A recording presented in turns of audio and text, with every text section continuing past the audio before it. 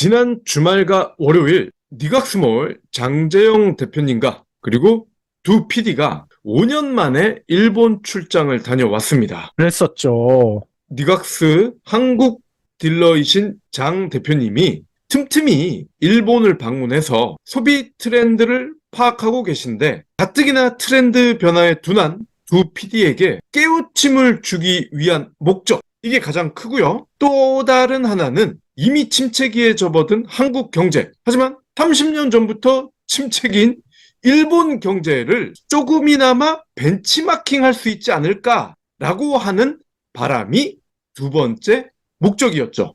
그렇죠.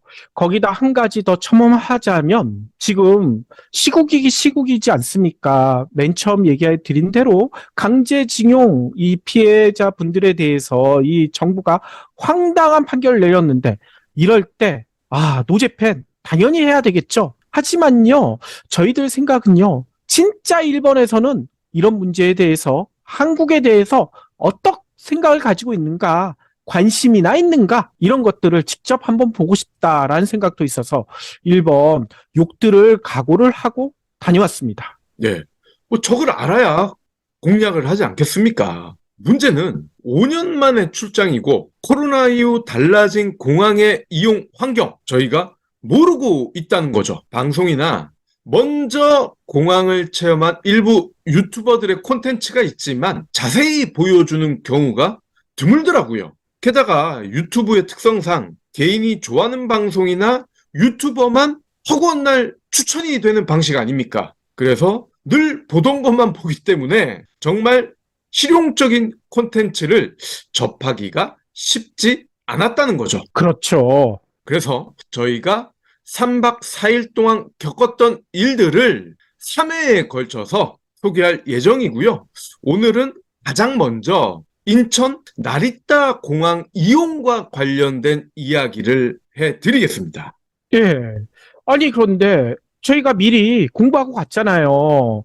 일본에 들어가기 전에 비스트 재팬 뭐 이런 것들도 미리 접속해서 기록을 다 올려놓으면 들어가기가 편하다라고 했는데 어이구, 박 PD가 그 앞에서 딱 걸렸잖아. 그렇죠. 왜 걸렸습니까? 이 웹이나 앱에서 비지트 재팬을 접속을 하면 입국 심사가 된다. 뭐 이런 개념인데 처음 사용하는 분들은 익숙하지 않아서 적어야 할 내용을 빠뜨리는 경우가 있습니다. 저 역시 그로 인해 피해를 봤다는 거죠. 그래서 잡혔군요. 예, 맞아요. 박 PD만 잡아가가지고 저 깜짝 놀랐어요. 쫓아가가지고 구해내야 되나. 일단 일본에 들어갈 때 세관에 신청할 물건이 있는지를 체크해야 되는 부분이 있는데 저는 이 와이프가 부탁한 국내 면세점 화장품 외에는 따로 산 게 없어서 그것도 그나마 면세 한도를 한참 안 되는 그런 저렴한 물건이었기 때문에 별도로 기입을 하지 않았는데 이 공항 세관 직원이 바로 잡아서 세우더라고요. 그래서 그 자리에서 신고할 게 없음 이런 체크를 했고 그러다가 원래 줄에서 이탈을 해버렸고 일행보다 늦어진 거죠. 그러니까요. 아니, 저는 박 PD랑 같이 기다리려고 했는데, 그 일본 사람이, 일본 공항 관계자가 저는 오른쪽으로 가라고 하고, 박 PD만 왼쪽으로 빼내더라고요. 그러면서 제가 이렇게 뒤 돌아보니까 빨리 가라고 손짓해가지고, 어쩔 수 없이 박 PD를 미아로 만들어 놓고 저만 먼저 나갔었죠. 네. 더 큰 불상사는 비지트 재팬의 비밀번호였습니다.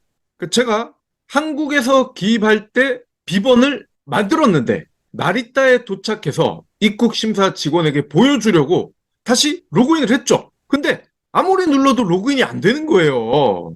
비밀번호를 그새 까먹었나? 결국 비밀번호를 다시 설정하는 작업을 했는데 기계가 말을 안 듣네? 왜 하필 이럴 때 기계가 고장이 났지? 그렇게 20여 분을 끙끙거리다가 냉정을 되찾고 처음부터 다시 해보자. 천천히 과정을 다시 시작을 했습니다. 그런데 비밀번호를 영문 대문자를 꼭 써넣어야 한다는 내용을 그때서야 발견을 했습니다. 스마트폰이 말을 안 들은 게 아니라 비밀번호 중에 영문 대문자를 안 썼기 때문에 기계가 작동을 하지 않았던 거죠. 그러니까요. 요즘은 비밀번호 해킹이 워낙 많기 때문에 일부 사이트들은 꼭 대문자 요 포함시키긴 하더라고요. 네, 너무 허무했습니다. 물론 제 개인의 잘못이 크지만 일본 입국 담당자들 꼭 그렇게 대문자를 써야만 했을까요? 그렇죠. 킹이나 이런 이유가 거의 없을 것 같은데 꼭 그렇게 비밀번호에 이 보안 수칙을 높여놨더라고요. 아니, 네, 그래서 20분 동안 안 나와가지고 난 경찰에 잡혀갔나 막 이런 걱정까지 했었어요. 예. 하도 안 나와서. 그래서 이게 비밀번호를 내가 그새 까먹었나? 아, 나도 이제 늙어가는구나. 라는 한탄. 그리고 스마트폰이 고장이 났나? 이거 왜 로그인이 안 되지? 야, 이렇게 계속 짜증을 내는 순간의 연속이었습니다. 저도 이렇게 헤맸는데, 아니나 다를까. 제 곁에 있던 50대 이상 중장년층 여행객들. 이거 어떻게 하는 거야? 뭐가 이렇게 복잡해? 서로가 서로에게 하소연을 하시더라고요. 특히 스마트폰 사용이 원활하지 않은 70대 이상 어르신들, 한국말이 조금이라도 가능한 공항 직원들이 안내를 하긴 합니다. 하지만 이분들도 한국말이 그렇게 잘 되는 분들도 아니고 같이 함께 가셨던 동료분들 중에 그나마 경험이 있는 분들, 조금 나이가 어린 분들이 이분들을 결국 도와주는 꼴이더라고요. 그래서 대기 행렬이 쉽사리 줄지가 않았더라는 거죠. 그러니까요. 너무 오래 기다렸어요. 저희가 둘이서 걱정했잖아요. 장정 대표랑. 아, 그리고 실제로 저는 예전에 미국에 입국할 때 제 일행 중 한 명이 기다리다 안 나오는 거예요. 거의 2시간을 기다렸습니다. 그런데 나중에 알고 보니 쫓겨났더라고요. 왜 아, 쫓겨났고 물어봤더니 미국은 비자가 있어야 되지 않습니까? 근데 비자를 새로 발급받았는데 이 양반이 기존에 있던 비자를 자기 스스로 떼내고 새 거를 거기다 붙였다는 거예요. 아이고. 지금 생각해보면 참 비상식적인 행동이지만 그 사람은 자기 나름대로 새 거 붙이고 예전 거 떼고 이게 뭐 문제지? 라고 생각을 했던 것 같아요. 이런 일도 있었기 때문에 두 분이 걱정을 했었던 거 충분히 공감이 됩니다. 출국날 인천공항으로 돌아가겠습니다. 수도권에 거주하는 분들은 공항철도나 공항버스를 주로 이용하실 거예요. 근데 코로나 이후 여행객들이 급증했다라는 이야기를 들으셨을 겁니다. 혹시나 해서 저도 공항버스를 예매하는 앱을 이용을 했죠. 제가 살펴보니까 한국공항공사 자료가 있습니다.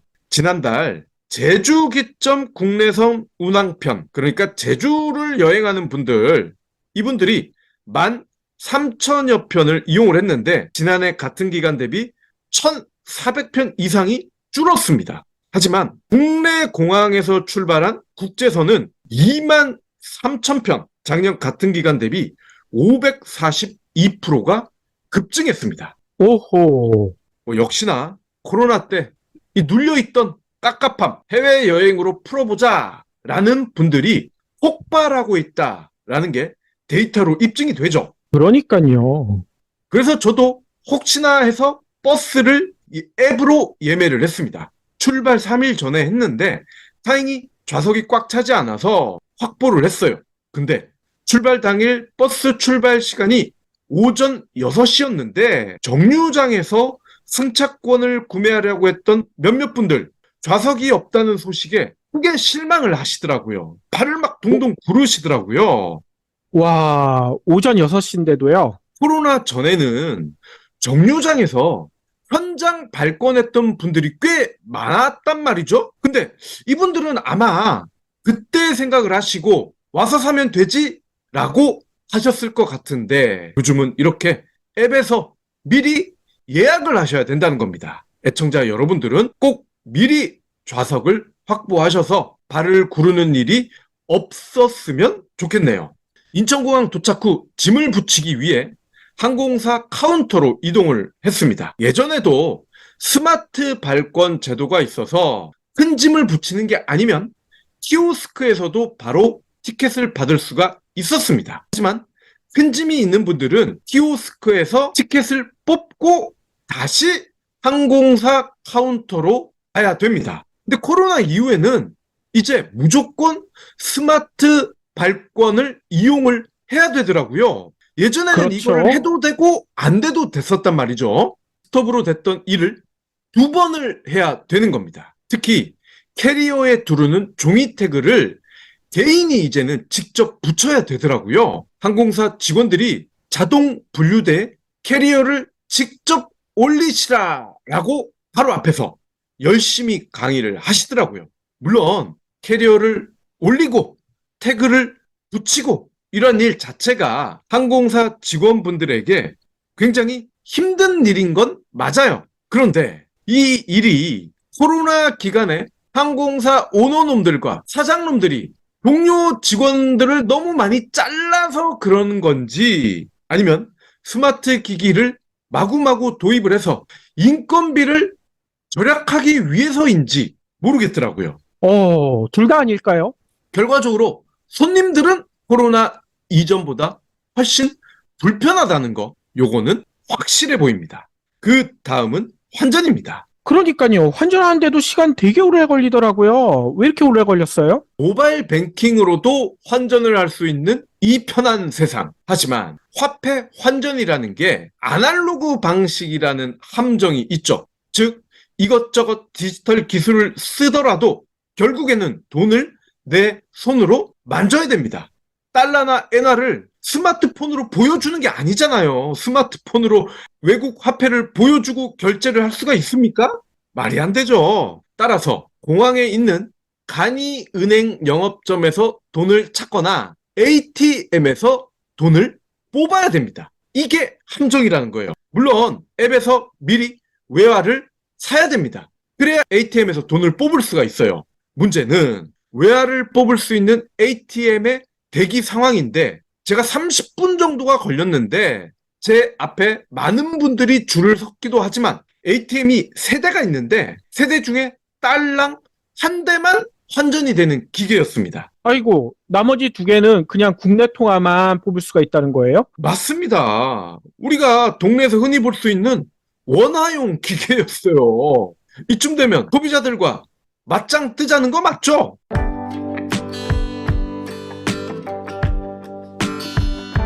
오리털 잠바, 거위털 잠바 보통 세탁소에 맡기실 거예요. 그런데 한 벌당 15,000원에서 20,000원가량을 받습니다. 무엇보다 드라이 클리닝 방식으로 세탁을 하는데 드라이 클리닝을 하게 되면 오리와 거위털에 있던 유분이 사라집니다. 유분이 사라진다는 얘기는 보온 능력이 떨어진다는 뜻이기도 합니다. 원래의 성능 그대로 유지할 수 있는 세탁이 필요합니다. 바로 리곽스 다운워시를 사용하는 거죠. 다운워시는 누구나 쉽게 패딩을 세탁할 수 있도록 도와줍니다. 세탁기에 넣고 다운워시 첨가하고 버튼만 누르면 끝나거든요. 한 벌당 비용이 2,000원 꼴이기 때문에 세탁소에 맡겼을 경우와 비교해 보면 10분의 1에 불과합니다. 경불진몰에서는 다운워시와 다운프루트를 세트로 판매하고 있고요. 세트 판매를 기념해 특가로 여러분을 모시고 있습니다. 베이스워시 현재 품절 상태인데 베이스워시 트래블 젤 보너스도 드리고 있으니까요. 이번 기회에 꼭 붙잡으세요. 아님 영업점에서 환전을 하라는 걸까요? 그것도 아니면 공항 말고 원래 살던 곳 인근 은행에서 미리 바꾸고 오라는 건가요? 그러니까요. 근처에 있는 은행 영업점을 가도 엄청 기다려야 되잖아요. 똑같을 것 같아요. 맞아요. 보통 30분에서 1시간을 기다려야 됩니다. 왜냐? 이미 많이 줄여놨잖아요. 비용 아끼려고. 고객을 호구로 봐도 유분수지. 이 정도면 장난하는 거 아닙니까? 그런데 그 짓을 공항에서도 반복한다는 겁니다. 혹시나 세대 중에 2대는 원화만 이용하게 한 이유가 있다면, 저희가 모르는 이유가 있다면 설명 좀 부탁드리겠습니다. 참고로 제가 이용했던 은행은 신한은행입니다. 근데 놀라운 게 또 있어요. 국내 1등이라고 하는 KB국민은행, 여기는 아예 영업점이 없더라고요. 환전 영업점이. 그렇죠. 아니, 여기에서 한 가지 또 팁을 말씀드리자면, 출국 때 넘어서 면세점 있는 구역에도 이 환전할 수 있는 곳이 있거든요. 거기서 하는 게 좀 더 빠를 것 같고요. 그리고 일본이나 이런 데에선 한국인들이 많이 가는 그런 장소에는 꼭 한국 환전이 가능하게 이런 키오스크까지 있더라고요. 차라리 거기서 하시는 게 많은 돈을 하시지 않을 거면 그게 더 편하실 수도 있을 것 같아요. 자, 그리고 입국 심사대의 줄을 보고 깜짝 놀랐습니다. 저희가 줄을 섰던 시간이 금요일 오전 6시에서 7시를 넘나드는 꽤 이른 시간이었긴 했죠. 그런데도 입구에서 검역대까지 20분 정도 계속 서서 이동을 했습니다. 여행객도 많지만 더 큰 문제는 검역을 하는 직원들이 부족하다는 거예요. 직원이 부족하니 검역 기계들도 많이 돌릴 수가 없고, 제가 사진도 찍어놨어요. 검역 대기 라인 중에 절반이 놀고 있더라고요. 이른 시간이라 직원들이 출근을 안 한 건지 윤석열 정부가 약속한 것처럼 공무원 공사 직원을 많이 자른 건지. 그러니까요. 그런데 여기서 또 비교가 되는 게 일본의 나리타 공항에서 저희가 한국 올 때 일본 나리타 공항에서는 어이구 이 검역대 통과하는 게 저희 5분도 안 걸렸잖아요. 그렇죠. 너무 빠르게 들어가서 기다리는 줄도 없고 해서 깜짝 놀랐습니다. 한국에서 나올 때랑 너무 차이가 많이 나더라고요. 와이프가 예뻐진다고 하길래 명동 면세점에서 산 화장품을 받기 위해 면세품 인도장으로 이동을 해야만 했습니다. 코로나 이전과 인도장이 달라졌다고 그 면세점 직원이 미리 이야기를 해주셔서 그런가 보다 하고 갔죠. 근데 그렇게 많이 달라졌을 줄은 몰랐습니다.